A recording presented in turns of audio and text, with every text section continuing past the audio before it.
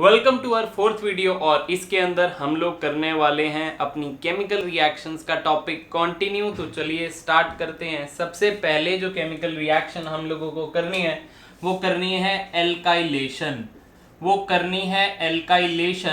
और एमीन्स की अगर मैं एल्काइलेशन करता था तो आपको एक रिएक्शन में अपनी वीडियो नंबर 2 के अंदर करवा चुका हूं जिसका नाम था अमोनोलिसिस। अमोनोलिसिस रिएक्शन हम लोग वीडियो नंबर 2 के अंदर कर चुके हैं। आपको प्लेलिस्ट के अंदर वीडियो नंबर 2 मिल जाएगी, वहां से आप लोग कर लीजिएगा अमोनोलिसिस का टॉपिक, या अगर कॉन्टिन्यूटी में देखते हुए आ रहे हैं तो अमोनोलिसिस आपको मालूम होगी। अमोनोलिसिस हम लोग कर चुके हैं, राइट। अगर इसके बाद मैं बात करूं आपसे एल्काइलेशन रिएक्शन की, तो आप लोग पिछले चैप्टर्स में एक फ्रीडल क्राफ्ट एल्काइलेशन नाम सुन चुके हैं। आप लोग फ्रीडल क्राफ्ट एल्काइलेशन नाम सुन चुके हैं। और आप लोगों ने क्या सीखा था? आप लोगों ने, अगर मैं haloalkanes and haloarene chapter की बात करूं, यहां पर अगर मैंने फ्रीडल क्राफ्ट एल्काइलेशन करवाई यानी कि CH3Cl in the presence of anhydrous AlCl3 की प्रेजेंस में रिएक्शन करवाई थी, तो आपको पता होना चाहिए कि इन दोनों से मिला करके CH3+ बनता है। और ये CH3+ एक इलेक्ट्रोफाइल है। इलेक्ट्रोफाइल वहां जाता है जहां इलेक्ट्रॉन डेंसिटी ज्यादा होती है। तो आप लोगों को याद होगा कि एक ऑर्थो बना था और एक आप लोगों का पैरा बना था।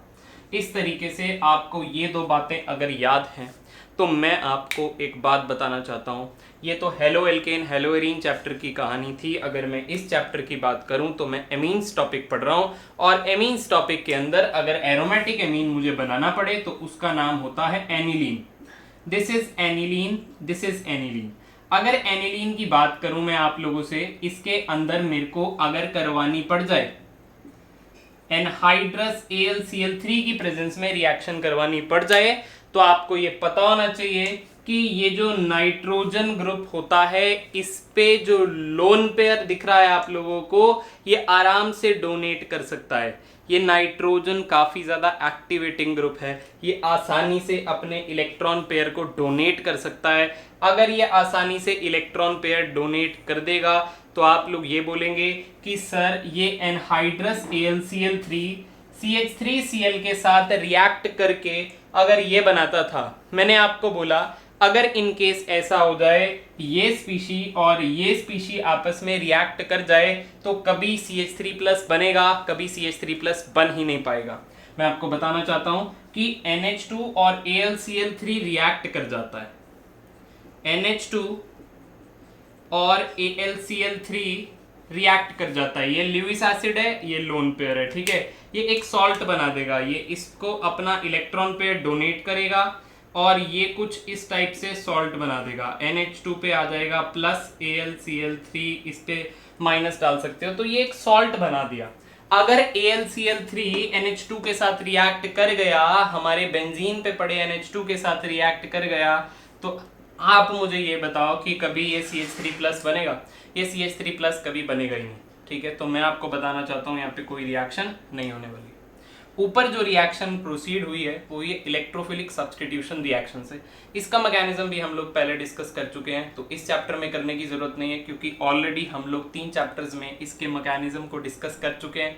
हर चैप्टर में इस टाइप की रिएक्शन आती है, बट यहाँ पे आप लोगों को याद रखना है कि अगर बेंजीन पे कोई NH2 ग्रुप लगा हुआ है तो वो फ्रीडल क्राफ्ट रिएक्शन शो नहीं करेगा, फ्रीडल क्राफ्ट एल्काइलेशन शो नहीं करेगा। तो एल्काइलेशन के अंदर आप लोगों ने एक रिएक्शन पहले पढ़ी इसी चैप्टर में, अमोनोलिसिस। साथ ही साथ दूसरी बात ये पढ़ी कि फ्रीडल क्राफ्ट एल्काइलेशन आपका एमीन्स यानी कि एरोमेटिक एमीन्स आप लोगों के शो नहीं करेंगे। तो इस बात को आप अपने दिमाग में रखेंगे, और ये था आप लोगों का एल्काइलेशन का टॉपिक, सही है।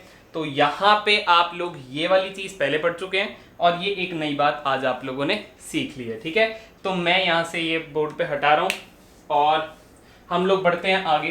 अब आगे की रिएक्शंस कुछ इंटरेस्टिंग होने वाली है, ठीक है। आप लोग उसका मैकेनिज्म देख सकते हैं, और एक मैकेनिज्म मैं करवा दूंगा और बाकी सारे सेम ही रहेंगे, ठीक है।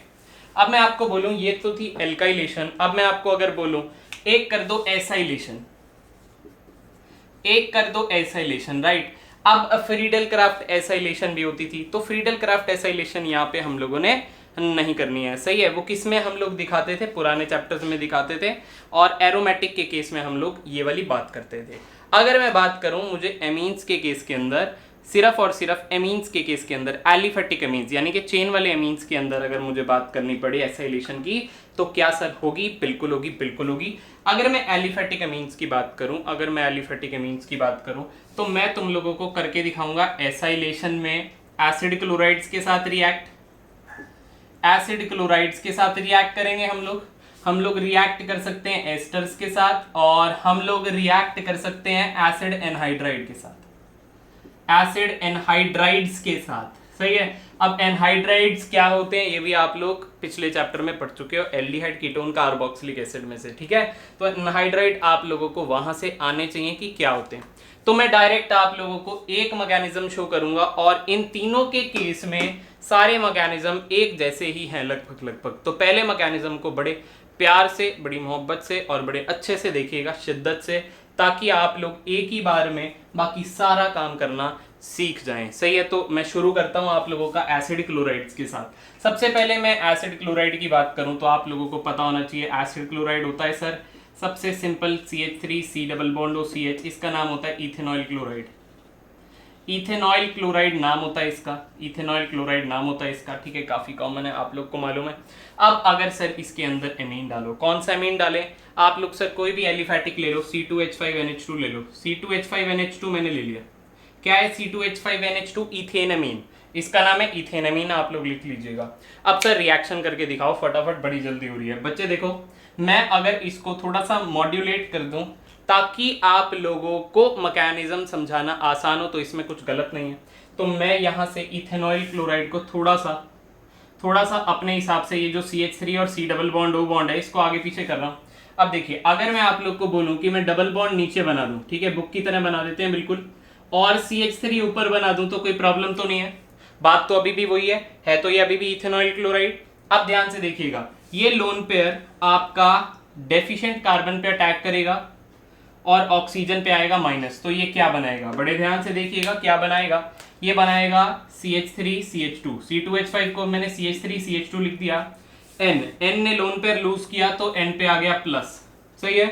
अब देखिए यहाँ पे था कार्बन, यहाँ पे था O पे माइनस, ये था CH3 और ये था आप लोगों का Cl ग्रुप लगा हुआ, और नाइट्रोजन के साथ 2 हाइड्रोजन और लगे हुए हैं। सर ये लो, ये 2 हाइड्रोजन और लगे हुए हैं इसके साथ। तो आप लोग बड़े ध्यान से एरो को देखिए, जहां पे भी मैंने एरो डाला है वहां पे चेंज किया है। मैंने नाइट्रोजन से कार्बन पे एरो डाला है तो दोनों को चिपका दिया है। नाइट्रोजन ने लोन पेयर लूज किया तो उस पर प्लस आ गया, ऑक्सीजन ने गेन किया तो उस पर माइनस आ गया। तो इस तरीके से आपको ये स्टेप समझ में आ गया है। बहुत बढ़िया, बहुत अच्छी बात है, आपको समझ में आ गया। अब आपको पता लगना चाहिए कि नाइट्रोजन एक इलेक्ट्रोनेगेटिव एलिमेंट है, और इलेक्ट्रोनेगेटिव एलिमेंट पे पॉजिटिव आने का कोई चांस ही नहीं है। तो ये नाइट्रोजन क्या करेगा? ये नाइट्रोजन इस हाइड्रोजन से इलेक्ट्रॉन डेंसिटी खींचेगा, ये नाइट्रोजन इस हाइड्रोजन से इलेक्ट्रॉन डेंसिटी खींचेगा और इसको H+ बना के भेजेगा। भाई अगर ये इलेक्ट्रॉन डेंसिटी रखेगा, मतलब माइनस रखेगा, तो माइनस और प्लस न्यूट्रल हो जाएंगे, तो ये H अपना प्लस बन के जाएगा। एक बात ये। दूसरी बात, आप लोग को दिख रहा है ये हेलोजन है, और हेलोजन बहुत अच्छे लीविंग ग्रुप होते हैं। हेलोएल्केन हेलोएरीन में पूरी हमने कहानी यही करी थी। तो ये बॉन्ड इधर और ये बॉन्ड इस तरीके से बाहर, क्योंकि लीविंग ग्रुप था उसको निकलना था। ये Cl और ये H+, ये Cl माइनस बन के निकलेगा क्योंकि ये इलेक्ट्रॉन डेंसिटी लेके जाना चाहता है, और ये H+, तो ये यहां से HCl तुमने बाहर कर दिया। अब एरो जहां जहां पे लगाए वहां पे मैं चेंज करता हूं, और आप लोग को ध्यान से देखेगा। देखिए ये था CH3, ये था आप लोग का CH2, N के साथ लग गया आपका H, ये था आप लोगों का CH3, सही है, और ये था आप लोगों का डबल बॉन्ड O। ये चीज आप लोगों को अगर समझ में आई है तो बहुत अच्छी बात है। आपको पता होना चाहिए कि ये एमाइड बन चुका है। ये क्या बन चुका है? ये एमाइड बन चुका है। कैसे sir? C double bond O NH group को क्या कहते हो आप लोग? एमाइड। ये एक एमाइड ग्रुप आप लोगों का बन चुका है, ये एक एमाइड ग्रुप आप लोगों का बन चुका है। अगर इसका नाम करना चाहोगे तो इसका नाम क्या करोगे? N इथेन मीथेन एमाइड, ठीक है, sorry N ethane ethane amide. कैसे N ethane ethane amide? N के साथ देखो कितने कार्बन है, 2 कार्बन लगे हुए हैं, तो N के साथ इथेन, ठीक है, इथेन एमाइड। इस तरीके से आप लोग इसका नाम कर सकते हो। इथेन एमाइड कहां से आया, ये CH3 C double bond O NH, ये क्या हो गए, दो कार्बन का एमाइड, CONH2 ग्रुप एमाइड होता है, वहां पे कार्बन लगा था। अब एक बात ध्यान रख लो, एमाइड उसके साथ चिपकाओगे आप लोग जहां पे C double bond O group लगा होगा। देखो ये C double bond O group इस कार्बन के साथ लगा है, ना कि इनके साथ। तो जो N पे लगा है उनको पहले लिखना है प्रीफिक्स बना के, और जो C डबल बॉन्ड O के साथ लिखा है उसको बाद में लिखना है। ऐसा हम लोग पहले कर चुके हैं ना, एमाइड्स की नेमिंग 11th क्लास में कर चुके हैं। तो इस तरीके से इसका नाम आप लोग कर सकते हो, इस तरीके से आप लोग इसका नाम कर सकते हो। और मैं आप लोग को बताना चाहूंगा कि एक सिंपल भी तरीका है जिससे हम लोग डिसाइड कर सकते हैं। तो वो सिंपल तरीका क्या है, इस चीज को बड़े गौर से देखिएगा। यहां से आप लोगों ने H निकालना है, यहां से आप लोगों ने H निकालना है, और यहां से आप लोगों ने Cl निकालना है। यहां से H, यहां से Cl निकालिए और इसको जोड़ दीजिए। ये स्टेप नहीं भी करेंगे तो चलेगा, बड़े ध्यान से मेरी बात को सुनिए। C2H5 N के साथ H है, एक H यहां से, एक Cl यहां से। अगर Cl और H यहां से जाएगा तो N और कार्बन जुड़ जाएंगे, N के साथ कार्बन के साथ C डबल बॉन्ड और CH3, N के साथ कार्बन के साथ C डबल बॉन्ड और CH3। तो इस तरीके से काफी आसान स्टेप में आप लोग इसको कर सकते हैं। इसको फटाफट से नोट कीजिए। मैं 1 सेकेंड का ब्रेक लूंगा, ब्रेक के अंदर ये देखूंगा मैं कि क्या बिल्कुल बच गए हैं हम लोग, बिल्कुल बोर्ड पूरा आ रहा है, मुझे लगा वो कट ना गया हो, राइट। तो आप लोगों की किस्मत, यानी कि मेरी किस्मत काफी अच्छी है कि मुझे दोबारा रिकॉर्ड नहीं करना पड़ रहा। ठीक है भैया, तो ये हो गया आप लोग का इस तरीके से काम। अब सर क्या करें, अब सर एस्टर के साथ रिएक्शन करके दिखा दो, एस्टर के साथ या एसिड एनहाइड्राइड के साथ रिएक्शन करके दिखा दो। करके दिखा देते हैं, कोई दिक्कत नहीं है। देखो मैकेनिज्म सेम ही है। चलो एक और अपन लोग ये एलिफेटिक लिए, अगर मैं यहाँ पे C6H5NH2 लिखूंगा, C6H5NH2 अगर मैं लिखूंगा तो आप लोग क्या बोलेंगे कि सर ये क्या है, ये एनिलीन है, ये क्या है, एनिलीन है। और एनिलीन मैंने अभी आपको बना के दिखाया था, बिल्कुल इसी के साथ रिएक्ट करवा दो आप लोग। ठीक है, इथेनॉल क्लोराइड के साथ ही रिएक्ट करवा दो एनिलीन को। क्या करोगे, मैं डायरेक्ट कर रहा हूं, ठीक है, आप लोग ये मैकेनिज्म करिएगा, मैं डायरेक्ट करता हूं। अब डायरेक्ट करके सिखाता हूं। यहां से सर Cl निकालो, यहां से H निकालो, दोनों को जोड़ दो, C6H5 C double bond O, ये CH3 बन गया। ये C, ओ सॉरी भैया, ये N तो आप खा ही गए हो। C6H5 N के साथ H लगा हुआ है, एक H निकल गया, C double bond O CH3। ये बात आप लोग को समझ में आई। इसका नाम अगर करोगे तो कैसे करोगे, देखो N के साथ कौन लगा हुआ है, C6H5, और C6H5 जब प्रीफिक्स में लगता है तो उसको क्या कहते हो, फिनाइल।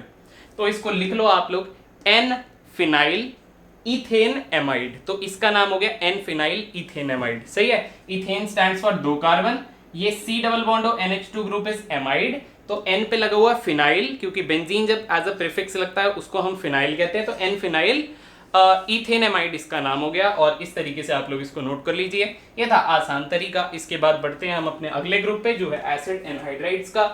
तो मैं ये हटा रहा हूं और ये मैं आप लोगों के लिए, चलो एसिड एनहाइड्राइड्स के साथ भी मैं एक आप लोगों को बेसिकली एक छोटा सा करके दिखाई दूंगा इस टाइप से स्टेप, ताकि आप लोग को क्लियर हो जाए। बाकी काम यही है, काम यही है बिल्कुल, ठीक है। एसिड एनहाइड्राइड बनाते हैं हम लोग, ठीक है। एसिड एनहाइड्राइड में सिंपल एनहाइड्राइड बना लेंगे हम लोग। सबसे पहले सर C2H5NH2 ले लो, क्योंकि एमीन के साथ तो रिएक्शन करवानी है, ठीक है। एसिड एनहाइड्राइड बनाना है सर आपको, इथेनोइक एनहाइड्राइड बनाओ आप लोग, ठीक है। एसिटिक एनहाइड्राइड बना लो आप, एसिटिक एनहाइड्राइड, ठीक है। This is acetic anhydride, acetic anhydride, ठीक है। अब होगा क्या, मैं आप लोग को बता देता हूँ, छोटा सा केस बताता हूँ। देखो ये जो बॉन्ड ब्रेक होगा उसमें Cl लीविंग ग्रुप जाता था, तो यहाँ से ये कार्बन ऑक्सीजन का बॉन्ड ब्रेक होगा बेसिकली। यहाँ से H जाएगा, ये H ऑक्सीजन पे माइनस आता है, कार्बन पे प्लस आता है। ऐसा समझ लो कि अगर कार्बन ऑक्सीजन का बॉन्ड ब्रेक होगा तो ऑक्सीजन इलेक्ट्रोनेगेटिव है, कार्बन से ऑक्सीजन पे माइनस, कार्बन पे प्लस। यहाँ से H प्लस जाता है, तो H प्लस किसके साथ जाएगा, इस ऑक्सीजन के साथ जाएगा। आप लोग को पता है ना, मैं बना के दिखाता हूँ, इस तरीके से बनेगा कुछ आप लोग का। CH3 C double bond O, C double bond O, तो ये वाला पूरा ग्रुप N और H के साथ लग गया, मतलब N के साथ H के साथ C2H5, और साथ में आप लोगों को मिल जाएगा ये पूरा ग्रुप यहाँ H प्लस के साथ लग गया होगा, CH3 C double bond O, और इसको H में दिखा सकता हूँ कि वहां से आया है, और ये जो NH C2H5 ग्रुप आया है वो दूसरी जगह से आया है। इस तरीके से आपको दिखेगा काम होता हुआ, सही है। अब इसका मैकेनिज्म जान लेते हैं थोड़ा सा। आप बोलोगे सर C2H5 NH2 को हमने किसके साथ रिएक्ट करवाना है, देखिएगा बड़े ध्यान से, इस तरीके से लिख देना आप लोग, C डबल बॉन्ड O, यहाँ लिख देना CH3, मैंने ये CH3 नीचे बना दिया, ये ऑक्सीजन, बाकी को ऐसे ही बना देना। मैं अगर आप लोगों को स्टेप दिखाऊं तो ये जो लोन पेयर है, ये लोन पेयर अटैक करेगा इस कार्बन पे क्योंकि इलेक्ट्रॉन डेफिशिएंट है, और ऑक्सीजन पे आएगा माइनस। जहां पे एरो डाला है सर वहां पे चेंज कर दो, चुपचाप N पे प्लस 2 हाइड्रोजन लगाना, कार्बन के साथ बॉन्ड बनाना, O पे माइनस बनाना, यहाँ CH3 बनाना, बाकी सब ग्रुप एज इट इज, बाकी पूरा का पूरा ग्रुप एज इट इज बना देना सर, ठीक है, बना दिया सर। अब क्या होगा सर, देखो ये नाइट्रोजन पे प्लस है तो ये हाइड्रोजन की इलेक्ट्रॉन डेंसिटी एक्सेप्ट करेगा, ये ऑक्सीजन पे माइनस इधर आएगा, और ये पूरा ऑक्सीजन पे माइनस बना के भेज देगा, क्योंकि ऑक्सीजन भी इलेक्ट्रोनेगेटिव एलिमेंट है, तो इलेक्ट्रोनेगेटिव एलिमेंट को माइनस चार्ज चाहिए। देखो यहाँ पे ऑक्सीजन पे जब माइनस आएगा तो वो फर्दर इस कार्बन के साथ रेजोनेंस में होगा, अगर आपको समझ में आती है तो। देखो अगर ये ऑक्सीजन है, ये H हटा दूं, अगर मैं H अभी नहीं लगा, ये माइनस लगा है, क्योंकि जब ये वाला पूरा ग्रुप इलेक्ट्रॉन डेंसिटी लेके जाएगा तो ये बनेगा, ये जो माइनस है वो आप लोगों का रेजोनेंस में है, आप ऐसे कह सकते हो एक तरीके से, इसलिए इस ऑक्सीजन पे माइनस आ सकता है, तो बॉन्ड कुछ इस तरीके से टूटेगा। मैं फर्दर इसको सही लिख देता हूँ, इस O के साथ तो मैं H ही शो कर देता हूँ, सही है। तो आप लोगों को पता लग गया, बस बताने की बात थी तो मैंने बता दी। C2H5 N के साथ H रह गया, C डबल बॉन्ड O रह गया, और यहाँ पे CH3 रह गया, साथ में CH3 C double bond O OH आप लोगों का बाहर निकल गया। आई होप आप लोगों को अच्छे से समझ में आ गई होगी। इसी तरीके से अगर C2H5 को हटा के बेंजीन लगाना है, यानी कि एनिलीन बनाना है, तो एनिलीन के साथ इसकी रिएक्शन आप लोग कर सकते हो। ये थी आप लोगों की एनहाइड्राइड्स के साथ रिएक्शन। इसी तरीके से रिएक्शन एस्टर्स के साथ हो जाएगी। अब एस्टर्स के साथ आप लोगों को खुद से करनी है। एस्टर क्या होते हैं sir, R C double bond O R group होते हैं, और इस तरीके से आप लोग ये वाले बॉन्ड को ब्रेक करिए और एस्टर्स के साथ एमीन्स की रिएक्शन का मैकेनिज्म कुछ ये वाला स्टेप बना करके देखिए क्या आपसे होता है या नहीं होता। नहीं होता है तो इस वीडियो को थोड़ा सा बैक करके दोबारा से सुनिए, क्योंकि मैंने so our next reaction is carbylamine reaction. तो कार्बाइल एमीन रिएक्शन हमारा बेसिकली एक टेस्ट है 1 डिग्री 2 डिग्री 3 डिग्री एमीन्स को डिस्टिंग्विश करने का। तो मैं कार्बाइल एमीन टेस्ट यहाँ पर लिख रहा हूँ और मैं आपको बताना चाहूँगा कि इसका मैकेनिज्म कार्बाइल एमीन रिएक्शन या कार्बाइल एमीन टेस्ट की अगर मैं बात करूँगा तो इसका मैकेनिज्म मैं इस वीडियो में डिस्कस नहीं करने वाला हूँ।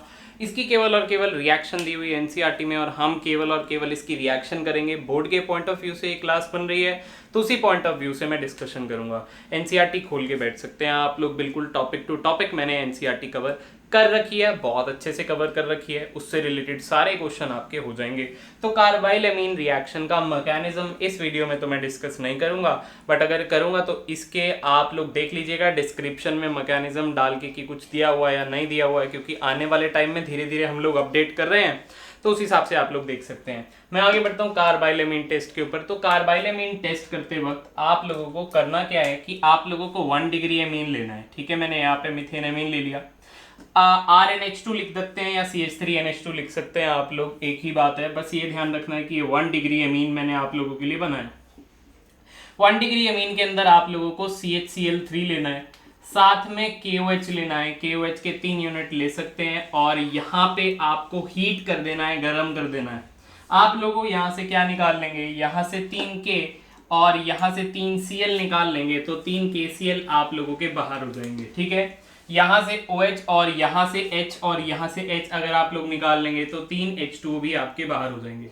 आप लोगों के पास CH3 बचा है, CH3 के साथ N बचा है और आप लोगों का कार्बन इस तरीके से आइसोसाइनाइड बन जाएगा। ठीक है, आइसोसाइनाइड बन जाएगा। ये मिथाइल आइसोसाइनाइड इसका नाम है, इसका नाम है मिथाइल आइसोसाइनाइड, इसका नाम है बच्चों मिथाइल आइसोसाइनाइड। और ये मिथाइल आइसोसाइनाइड की जो स्मेल होती है ये बड़ी ज्यादा फाउल स्मेल होती है। आपको ध्यान ये रखना है कि ये एक डिस्टिंग्विशिंग टेस्ट है, ये एक डिस्टिंग्विशिंग टेस्ट में काम आएगा। ये एक डिस्टिंग्विशिंग टेस्ट में आप लोगों को काम आएगा। किसका डिस्टिंग्विशिंग टेस्ट करेंगे, जब आप 1 डिग्री को डिस्टिंग्विश करना चाहेंगे 2 डिग्री और 3 डिग्री से, तो आप लोग ये रिएक्शन का इस्तेमाल कर सकते हैं। 2 डिग्री एमीन और 3 डिग्री एमीन ये रिएक्शन नहीं देंगे, आइसोसाइनाइड नहीं बनाएंगे। क्या एरोमेटिक कंपाउंड्स आइसोसाइनाइड बना सकते हैं? जी हाँ, बिल्कुल बना सकते हैं। अगर आप एनिलीन के अंदर सेम रिएक्शन कर देंगे, सेम रिएक्शन अगर आप लोग एनिलीन के अंदर कर देंगे तो इस तरीके से आप हीट करके एनिलीन के ऊपर भी ये बेंजीन आइसोसाइनाइड फॉर्म कर सकते हैं और इस तरीके से लिख सकते हैं। ठीक है, तो आप लोगों को पता होना चाहिए कि यहाँ पे डिस्टिंग्विश जो होगा वो 1 डिग्री 2 डिग्री 3 डिग्री के बीच में हो सकता है, यानी कि 1 डिग्री को डिस्टिंग्विश करना है 2 और 3 से, तो ये टेस्ट काम आएगा। दिस इज आप लोग का कार्बाइलमीन टेस्ट, कार्बाइलमीन रिएक्शन भी आप लोग इसको बोल सकते हो। रिएजेंट आप लोग याद रखेंगे, आइसोसाइनाइड फॉर्म होता है याद रखेंगे, फाउल स्मेल आप लोगों की इसकी होती है याद रखेंगे, साथ में ये एक डिस्टिंग्विशिंग टेस्ट है। ये 4-5 छोटी छोटी बातें याद रखेंगे और हम आगे बढ़ते हैं अपनी नेक्स्ट रिएक्शंस पर। ठीक है, नेक्स्ट रिएक्शन है हमारी रिएक्शन विद नाइट्रस एसिड, बोल सकते हैं आप लोग। ठीक है, हम लोग बोल सकते हैं अपनी नेक्स्ट रिएक्शन को हम लोग बोल सकते हैं reaction with nitrous acid, reaction with nitrous acid, reaction with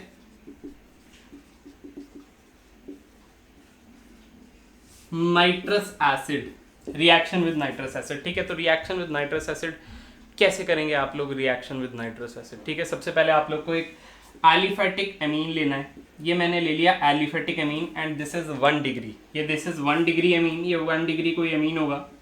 ठीक है, आपको नाइट्रस एसिड पता होगा HNO2 होता है। In the presence of NaNO2 plus HCl ये काम आप लोगों को करना पड़ेगा और जैसे ही आप लोग ये काम करेंगे आप लोगों का फॉर्म हो जाएगा RN2 प्लस Cl माइनस। ठीक है, अगेन इसका मैकेनिज्म आप लोगों को नहीं करना है। ठीक है, ये एक सॉल्ट सी फॉर्मेशन हो जाएगी जिसके अंदर N2 प्लस बना हुआ है। जहां भी दोस्तों, जहां भी आप लोगों को ये N2 प्लस बना नजर आएगा, बहुत ज़्यादा बढ़िया लिविंग ग्रुप होता है, यानी कि वो निकलने को तैयार बैठा होता है। क्यों? क्योंकि नाइट्रोजन पे प्लस आ रखा है, नाइट्रोजन पे प्लस इलेक्ट्रोनेगेटिव एलिमेंट पे प्लस आ रखा है, तो वो ये बॉन्ड ब्रेक करने की कोशिश करेगा और मैं बोल सकता हूँ ये कंपाउंड काफ़ी ज़्यादा अनस्टेबल है। अगर ये कंपाउंड काफ़ी ज़्यादा अनस्टेबल है तो ये वाटर की प्रेजेंस में आप लोगों को एल्कोहल दे देगा। इस बात को आप लोग याद रख सकते हैं, इस बात को आप लोग याद रख सकते हैं कि ये वाटर की प्रेजेंस में आप लोग को क्या दे देगा? एल्कोहल दे देगा। फर्दर ये रिएक्शन किसके काम आती है? देखो, कुछ रिएक्शंस होती हैं जिसके अंदर मुझे एस्टिमेशन करनी होती है, यानी कि क्वांटिटेटिव एस्टिमेशन अगर आप लोग जानते हैं, अगर आप लोगों ने पढ़ी हैं इस टाइप की रिएक्शंस, तो कुछ रिएक्शंस की क्वांटिटेटिव एस्टिमेशन में ये रिएक्शन काम आती है। कैसे? यहाँ से जो नाइट्रोजन रिलीज होती है, N2 रिलीज होती है, वो यूज हो जाती है मेरी क्वांटिटेटिव एस्टिमेशन में। फर्दर आपके काम का टॉपिक नहीं है ये, आप बिल्कुल इसी बात पे ध्यान लगाइएगा कि 1 डिग्री एमीन से आप लोगों को एल्कोहल मिलता है और ये बात कन्वर्जन में बहुत काम आने वाली है आप लोगों के। अगर आपको कभी 1 डिग्री एमीन से एल्कोहल बनाना हो डायरेक्ट, तो आपको बीच में ये बनाने की जरूरत नहीं है, आप सिर्फ ये लिखिए, वाटर लिखिए और सीधा सीधा सीधा डायरेक्ट एल्कोहल आप लोग बनाएंगे। अगर यही काम आप लोगों का हो रखा होता बेंजीन के साथ, यानी कि मैं कोई एनिलीन लेता हूं, ठीक है, एनिलीन लेता हूं और एनिलीन में ये सेम काम कर देता हूं।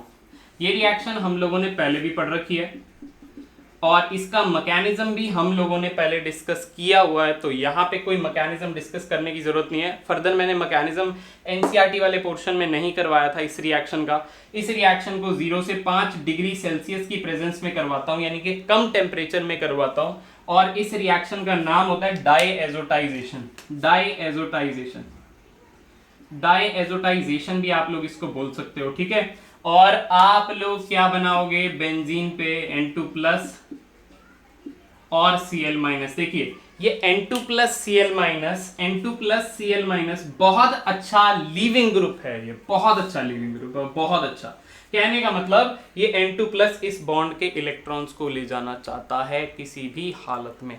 तो मैं आपको बता दूं, this is benzene diazonium chloride और इसको शॉर्ट में BDC भी हम लोग लिखते हैं, बेंजीन डायाजोनियम क्लोराइड। और मैं आपको बता दूं कि ये बहुत सारी रिएक्शंस को काम करने में या बनाने में काम आएगा। तो बहुत सारी रिएक्शंस में हम लोग इस बेंजीन डाइजोनियम क्लोराइड का इस्तेमाल करते हैं to form number of products. ये कह सकते हैं कि नंबर ऑफ प्रोडक्ट्स बनाने में ये बेंजीन डाइजोनियम क्लोराइड भर भर के काम आएगा। और इसी चैप्टर में लास्ट की वीडियो में मैं आपको इसके भर भर के कंपाउंड्स दिखाने वाला हूँ, यानी कि लगभग अगली वीडियो हो सकती है वो। तो मैं आप लोगों को बताना चाहता हूं कि बेंजीन डाइजोनियम क्लोराइड बनाने के तरीके को आप अपने दिमाग में बांध लें, क्योंकि लगभग हर एक चैप्टर में इसका इस्तेमाल है। और इसको बनाने के लिए आप लोगों ने ये चीज डाला है, रिएक्शन का नाम डायजोटाइजेशन है, टेम्परेचर फलांडिमकान यूज करना है और आपको BDC बनाना है और N2+Cl- बहुत अच्छा लीविंग ग्रुप है। ये सारी बातें आप लोग अपने दिमाग में रखेंगे। एक बात और सुन लीजिए, ये आप लोगों का 1 डिग्री एमीन है। अगर मैं 2 डिग्री के साथ यही सेम रिएक्शन करवा दूं तो ये कंपाउंड नहीं बनेगा, कुछ अलग ही कंपाउंड बनेगा जिसकी स्टडी हमको नहीं करनी है। तो ये रिएक्शंस भी फिलहाल मैंने आप लोगों को 1 डिग्री एमीन्स के साथ ही करने को बोली है। मैं अगले टॉपिक पे चलता हूं। इस टॉपिक के अंदर इतना ही। अगला टॉपिक है reactions with aryl sulfonyl chlorides. ठीक है, तो मैं लिख रहा हूं यहां पे, एक बारी देखिए एराइल सल्फोनाइल क्लोराइड क्या होता है। देखो भाई, reaction with aryl sulfonyl chloride,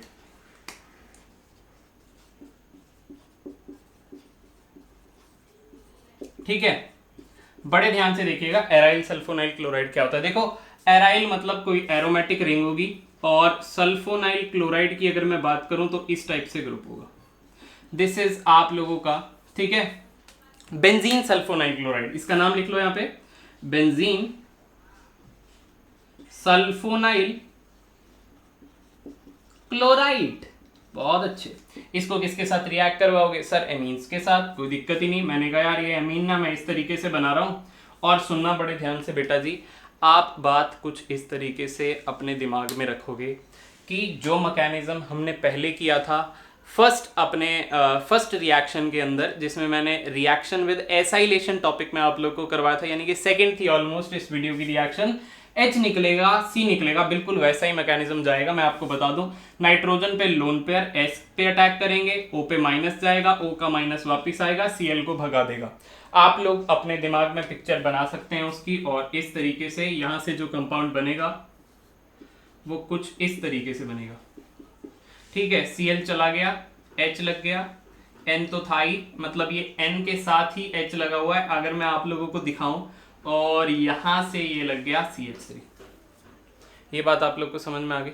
ठीक है, तो इस तरीके से आप लोगों का ये कंपाउंड बनेगा। अब बड़े ध्यान से देखनी है आप लोग। अगर मैं बोलूं कि ये स्पीशी आप लोगों की एसिडिक है क्योंकि इसके पास एक एसिडिक हाइड्रोजन है, तो आप लोग क्या बोलेंगे, हाँ या नहीं? आई रिपीट द क्वेश्चन कि ये पूरी स्पीशी एसिडिक है।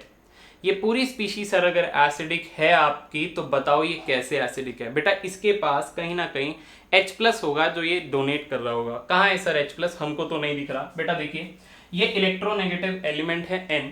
अगर ये H+ बना के निकल जाए, मतलब ये अगर H+ बना के निकलेगा तो क्या देगा? ये N को अपनी इलेक्ट्रॉन डेंसिटी दे देगा और क्या बनाएगा? मैं ऊपर बना के दिखा देता हूं आप लोगों को। आप लोगों ने बनाना नहीं है इसको, आप लोगों ने बनाना नहीं है, सिर्फ समझने के लिए ही मैं बता रहा हूं कि अगर ये H+ लूज करेगा तो ये बनेगा। तो अगर H+ ये लूज करता है तो ये बनता है। क्या ये बनने वाली स्पीशीज स्टेबल है? जी हाँ, ये बनने वाली स्पीशीज स्टेबल है क्योंकि इसको यहां पे रेजोनेंस मिलती है। तो आप ये बोलेंगे कि सर यहां पे H+ आसानी से निकल सकता है, यानी कि अगर इस स्पीशी में H+ आसानी से निकल सकता है तो ये खुद किसका काम करेगी? एसिड का काम करेगी। ये खुद किसका काम करेगी? एसिड का काम करेगी, because it has acidic hydrogen. Acidic hydrogen, ठीक है, इट हैज एसिडिक हाइड्रोजन। तो एसिडिक हाइड्रोजन इसके पास है क्योंकि H+ दे सकता है। अगर इसके पास एसिडिक हाइड्रोजन है, therefore it is soluble, therefore it is soluble in alkali, therefore it is soluble in alkali, therefore it is soluble in alkali। कहने का मतलब अगर कोई बेस होगा तो वो ये बेस के अंदर soluble है। सर एक काम करो, यहाँ पे तो आपने 1 डिग्री अमीन लिया, अब एक काम करो सर 2 डिग्री अमीन बनाना। 2 डिग्री अमीन बना देते हैं यार, क्या टेंशन है। ये लो, रिएक्शन सेम करनी है आप लोग को, रिएक्शन सेम करनी है आप लोग को, ठीक है, इस तरीके से। और सर यहाँ पे एक काम करो आप ना, यहाँ पे CH3, यहाँ पे CH3 और यहाँ पे H लगा देना आप। ठीक है।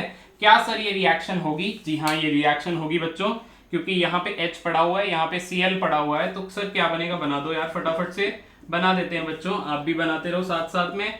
यहाँ पे N लग गया, यहाँ पे आप लोगों का CH3 था, यहाँ पे आप लोगों का CH3 था। देखिए अब आप मेरे को ये बताइए, क्या ये स्पीशी इसके पास एसिडिक हाइड्रोजन है? It has no acidic hydrogen, इसके पास कोई एसिडिक हाइड्रोजन नहीं है। अगर इसके पास एसिडिक हाइड्रोजन नहीं है, therefore it does not dissolve in alkali. Sir ये तो हो गया आपका 2 डिग्री एमीन के साथ रिएक्शन। क्या 3 डिग्री एमीन के साथ ये रिएक्शन शो करेगा? बेटा बना के देख लो, क्या टेंशन है आपको, अभी दूध का दूध और पानी का पानी हो जाएगा। तो आप सर यहाँ पे CH3 लगा दो, ये बना दिया आपने 3 डिग्री एमीन। और बेटा एक बात बताओ, इस नाइट्रोजन के पास क्या कोई हाइड्रोजन दिख रहा है? कोई नहीं दिख रहा, इसका मतलब नो रिएक्शन। और इस पर्टिकुलर टेस्ट को आप लोग हिंसबर्ग टेस्ट कहते हैं। और आप लोगों को अब तक पता लग ही गया होगा कि ये 1 डिग्री, 2 डिग्री, 3 डिग्री एमीन को डिस्टिंग्विश करने के लिए टेस्ट है। डिस्टिंग्विश कैसे हो रहा है? क्योंकि 1 डिग्री के साथ जो आपका प्रोडक्ट बन रहा है वो सॉल्युबल है एल्कली के अंदर, बेस के अंदर, क्योंकि इसके पास एसिडिक हाइड्रोजन है। इसके पास एसिडिक हाइड्रोजन नहीं है और ये तो रिएक्शन ही नहीं देगा। क्या आपको मेरी बात समझ में आ गई? बोलो यार, क्या आपको मेरी बात समझ में आ गई? बोलो, क्या आपको मेरी बात समझ में आ गई? बोलो यार, ठीक है। अब सुनो बड़े ध्यान से, आप लोग इसका नाम, अच्छा इसका नाम रह गया एक, इसका नाम रह गया, इसका नाम कैसे करोगे? देखो N के साथ कौन लगा हुआ? मिथाइल, तो इसका नाम लिख लेना अपनी कॉपी में, N methyl benzene sulphone amide.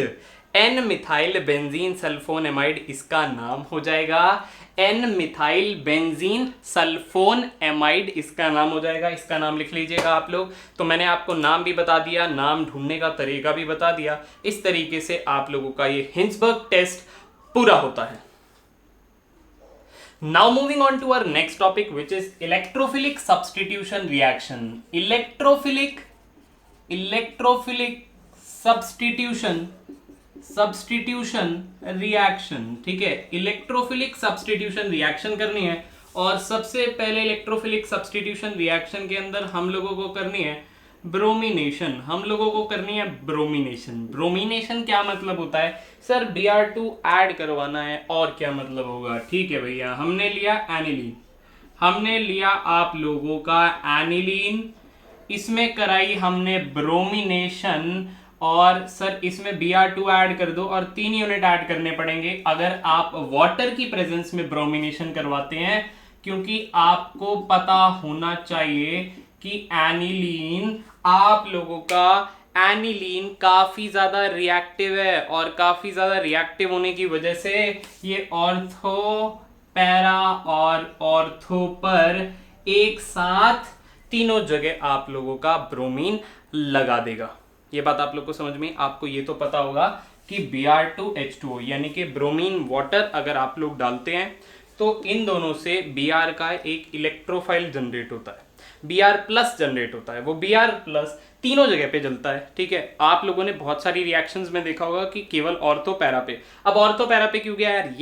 ये मत पूछना यार, इस रिएक्शन के अंदर क्यों मत पूछना, क्योंकि यार ये तो कितनी बार भैया पहले बता चुके हैं कि बेंजीन पे जो NH2 ग्रुप है वो आप लोगों का रेजोनेंस शो करेगा।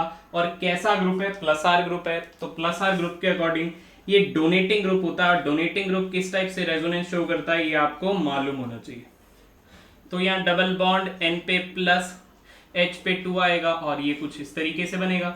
ये नेगेटिव चार्ज अंदर, ये चार्ज इधर, इस तरीके से बनेगा। और आप लोगों को पता होना चाहिए डबल बॉन्ड N पे प्लस H2 आएगा, ये बॉन्ड इधर, ये नेगेटिव चार्ज इधर, ये इधर, ये नेगेटिव चार्ज अंदर, ये इधर। और आप लोग बोलेंगे सर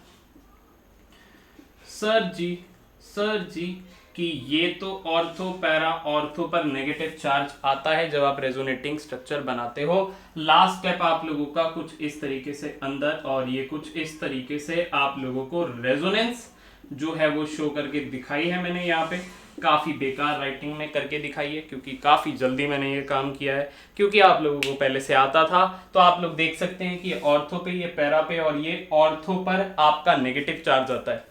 तो कायदे से आपको एक ब्रोमीन ऑर्थो पे एक ब्रोमीन पैरा पे लगाना था, बट आप लोग को याद रखना है कि अगर ब्रोमीन वाटर की प्रेजेंस में जाता है तो एनिलीन काफी ज्यादा रिएक्टिव होता है और तीनों जगह पे एक साथ जाएगा और इसका व्हाइट प्रेसिपिटेट आएगा, व्हाइट प्रेसिपिटेट आएगा। This is bromine water test basically. अब आप लोग बड़े ध्यान से देखिएगा, व्हाइट प्रेसिपिटेट आ रहा है आप लोग का। अब देखिएगा इसका नाम अगर करना है तो ये 2 पोजीशन, ये 3, ये 4, ये 5, ये 6 पोजीशन, तो इसको देख सकते हैं 2,4,6 ट्राइब्रोमो, 2,4,6 ट्राइब्रोमो एनिलीन।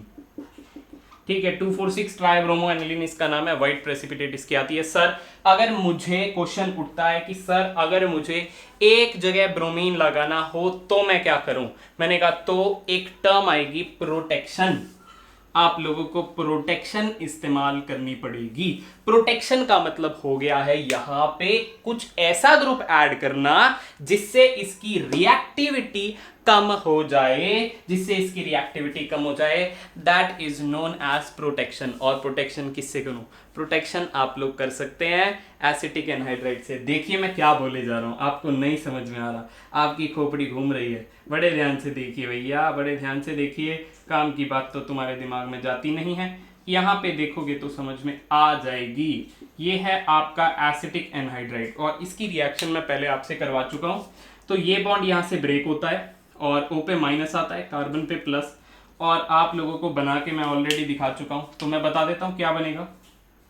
बेंजीन पे आप लोगों का NH रह गया और उसके साथ कौन लग गया, C double bond O, CH3 लग गया, सही है। साथ में कौन बन गया आपको प्लस, प्लस में कौन बन गया आपका CH3, C double bond O, C double bond O पे जो माइनस था उसके साथ कौन चला गया H।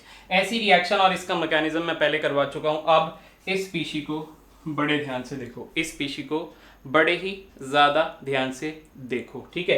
अब इसका नाम क्या हो जाएगा, इसका नाम वैसे अगर मैं कॉमन नेम की बात करूं तो एसिटेनिलाइड है, एसिटेनिलाइड इसका कॉमन नेम है, बट IUPAC नेम की बात करूं तो N पे फिनाइल लगा हुआ है, N पे फिनाइल लगा हुआ है, 2 कार्बन का इथेन, इथेनेमाइड, ठीक है। N फिनाइल इथेनेमाइड इसका IUPAC नेम है। और एसिटेनिलाइड TANILIDE है, ठीक है, राइटिंग में ये M नहीं है, ये NILIDE है, तो ठीक है, एसिटेनिलाइड है ये। अब देखिए इस ग्रुप को बड़े ध्यान से, आप लोग को क्या दिखेगा कि सर N पे लोन पेयर है और इससे कंपेयर करना है आपको, एनिलीन और आपको एसिटेनिलाइड को कंपेयर करना है, ठीक है। एनिलीन और एसिटेनिलाइड को अगर आप कंपेयर करेंगे तो आपको दिखेगा कि नाइट्रोजन का डोनेटिंग ग्रुप सीधा नीचे ही था, मतलब +R ग्रुप है ये और +R का ही काम करेगा अकेला, है ना, सही है। यहां पे देखिए एसिटेनिलाइड को कि ये जो आपके लोन पेयर है वो ऊपर भी रेजोनेंस में है और ये जो आपके लोन पेयर है वो नीचे भी आपका रेजोनेंस में पार्टिसिपेट कर सकते हैं। तो आपको यहां पे क्रॉस रेजोनेंस देखने को मिलेगी। क्या रेजोनेंस देखने को मिलेगी, क्रॉस रेजोनेंस। और आपको मैं बता दूं, अगर आपको रेजोनेंस का टॉपिक अच्छे से आता है तो क्रॉस रेजोनेंस के अंदर और रेजोनेंस में कंपेयर करते हो जब नॉर्मल, तो ये इफेक्ट ज्यादा डोमिनेटिंग होता है, ये कम होता है। यानी कि मैं आपको बताऊं कि N का लोन पेयर नीचे कम जाएगा, ठीक है, क्योंकि वो क्रॉस रेजोनेंस 2 जगह बटा हुआ है।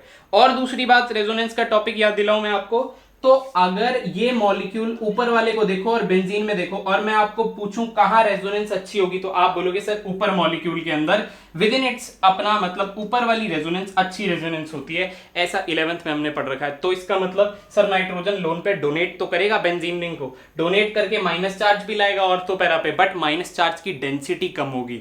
माइनस चार्ज की डेंसिटी कम होने से क्या हो गया सर, माई गॉड, प्रश्न उठता है, डेंसिटी कम होने से क्या हो गया, अगर यहां पे Br2H2O डाल दोगे तो एसिटेनिलाइड के अंदर बेटा अब जो मेजर प्रोडक्ट बनेगा वो आपका, देखो यहाँ पे 2 प्रोडक्ट बनने वाले हैं, यहाँ पे आप लोगों का एक पैरा प्रोडक्ट बनेगा और एक आप लोग बोल सकते हो कि आप लोगों का, ठीक है, ऑर्थो बनेगा।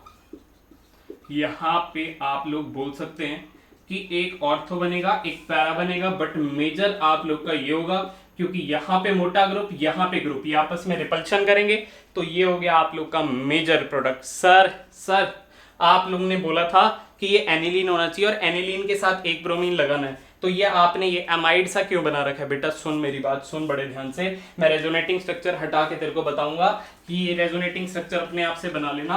अगर आप इसके अंदर अगर आप इसके अंदर बेसिक मीडियम या एसिड मीडियम में रिएक्शन करेंगे तो वापस से ये बॉन्ड आप लोगों का ब्रेक हो जाएगा और आप लोगों को यहां पे सीधा सीधा सीधा सीधा सीधा सीधा पैरा ब्रोमो एनिलीन मिलेगा। तो आप लोग याद रखेंगे कि अगर एनिलीन में कभी आपको ब्रोमिनेशन करवानी है और मोनो सब्सटीट्यूटेड प्रोडक्ट बनाना है, यानी कि आपको एक ही ब्रोमीन लगाना है, जो भी पोजीशन पे लगाना है, ये माइनर बनेगा बट बन जाता है ना, बहुत कम बनेगा बट बनता है, ठीक है, ये पैरा बनेगा। आपको अगर एक लगाना है तो आप अपनी चॉइस के हिसाब से प्रोटेक्शन यूज करेंगे। प्रोटेक्शन कैसे करनी है? By using acetic anhydride. Acetic anhydride और एनिलीन का रिएक्शन जब आप करवाएंगे तो आपको एसिटेनिलाइड मिलेगा, इसका कॉमन नेम है। एसिटेनिलाइड के अंदर आप लोग ब्रोमिनेशन जब करवाएंगे तो एक बार पैरा एक बार ऑर्थो पे, पैरा वाली मेजर है, और अगर एसिडिक या बेसिक मीडियम मिलेंगे आप लोग को वापस से एनिलीन मिल जाएगा और आपका एक मेजर क्वेश्चन यहाँ पे खत्म होता है। आई होप आपको अच्छे से समझ में आया होगा। ये था आप लोग का टॉपिक ब्रोमिनेशन का। अगले टॉपिक पे बढ़ते हैं हम लोग। बढ़िया टॉपिक है। अगला टॉपिक आप लोगों का रहेगा नाइट्रेशन का, ठीक है। तो मैं यहाँ पे हटा रहा हूं इसको, ब्रोमिनेशन को मैं हटा देता हूं और अगले टॉपिक पे बढ़ते हैं। और अगला टॉपिक है आपका नाइट्रेशन का। तो नाइट्रेशन के अंदर सर क्या करोगे? नाइट्रेशन के अंदर सर क्या करोगे? नाइट्रेशन भी इलेक्ट्रोफिलिक सब्स्टिट्यूशन रिएक्शन में ही आती है। क्या सर नाइट्रेशन पहले पढ़ी हुई है? हाँ पढ़ी हुई है। कैसे करते हैं सर नाइट्रेशन? देखो नाइट्रेशन क्या करते हैं आप लोग का, NH2 एनिलीन में करवानी है हमको नाइट्रेशन, तो मैंने बोला HNO3 डालते हैं, in the presence of H2SO4 डालते हैं, सही है। तो HNO3 in the presence of H2SO4 डालते हैं और आपको मैं बता दूं कि इन दोनों से मिलाकर NO2 प्लस बनता है। इसका मैकेनिज्म मैं ऑलरेडी पहले वाले चैप्टर में समझा चुका हूँ, फर्स्ट चैप्टर में, ठीक है। तो अगर आप सीरीज यूज कर रहे हैं तो इसका मैकेनिज्म देख सकते हैं, या कहीं भी देखेंगे तो आपको इसका मैकेनिज्म मिल जाएगा। मैं यहाँ पे डिस्कस नहीं करूंगा, बस बता दे रहा हूँ डायरेक्ट।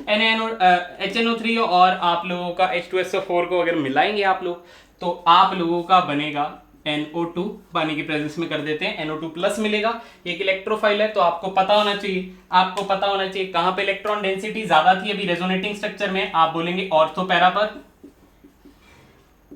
ऑर्थो पर थी तो ऑर्थो पर मिल जाएगा, ऑर्थो पर थी तो ऑर्थो पे NO2 मिल जाएगा, और पैरा पर थी तो पैरा पे मिल जाएगा, ठीक है। और अगर मैं आपको बोलूं one of the major product इसमें मेटा प्रोडक्ट मिलेगा तो आप लोगों को यहां पे होनी चाहिए हैरानी। अगर मैं आपको इसका परसेंटेज बताऊं तो पैरा वाला बनेगा 51% और मेटा वाला बनेगा 47% और आपका बचा हुआ 2% ये बनेगा। तो आप बड़े ध्यान से देखिए कि यहां तो ये माइनर प्रोडक्ट बनना था, इसकी तो कोई दिक्कत ही नहीं, तो ये भी बनना था, ये भी बनना था, जिसमें ये प्रोडक्ट मेजर था।